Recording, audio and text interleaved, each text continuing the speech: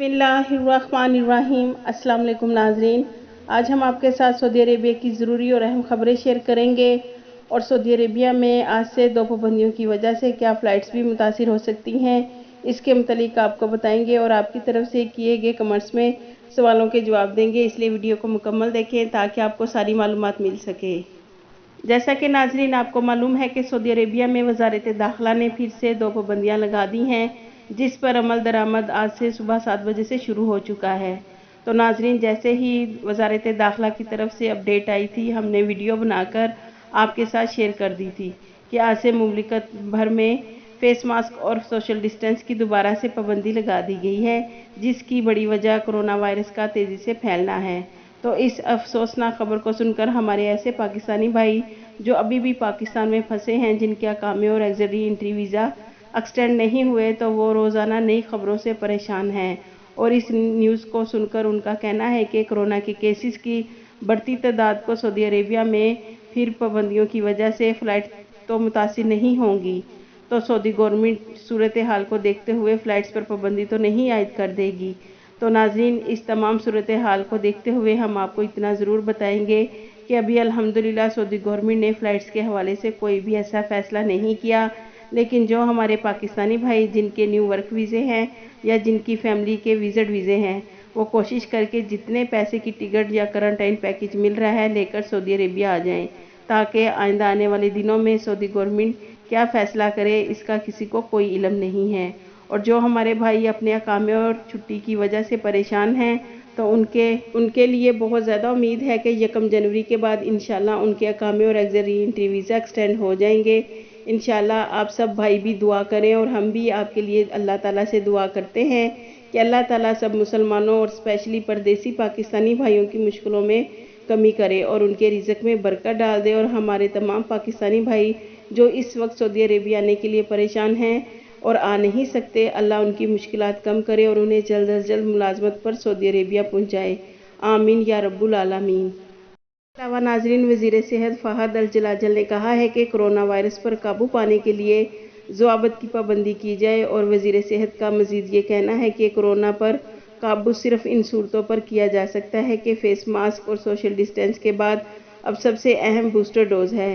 तमाम मुकामी शहरी और गैर मुल्की जल्द अज जल्द बूस्टर डोज़ लगवाएं ताकि कोरोना वायरस के ख़तरात को काबू किया जा सके।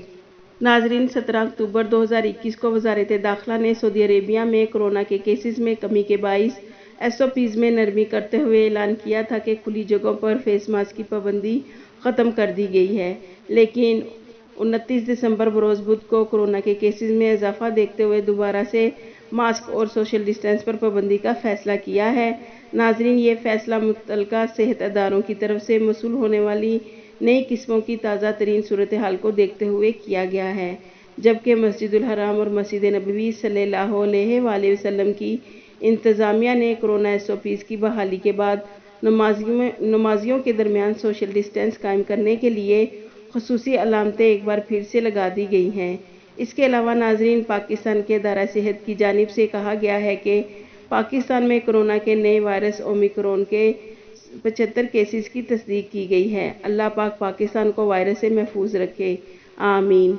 नाजरीन, एक और ख़बर के मुताबिक महकमा तफरीहात के सीज़न रियाज के मारूफ प्रोग्राम को मुलतवी कर दिया गया है। नाजरीन, रियाज सीज़न ने अपने ट्विटर अकाउंट पर कहा है कि प्रोग्राम मौसम की ख़राबी की वजह से मुलतवी किए गए हैं, जो कि आर्जी तौर पर रियाज सफारी बंद कर दिया गया है, जो कि आज जुमेरात से दोबारा खोल दिया जाएगा। की तरफ से किए गए सवालों का जवाब देंगे। एक भाई का सवाल है कि पाकिस्तान में न्यू वीज़े स्टैंप हो रहे हैं क्या?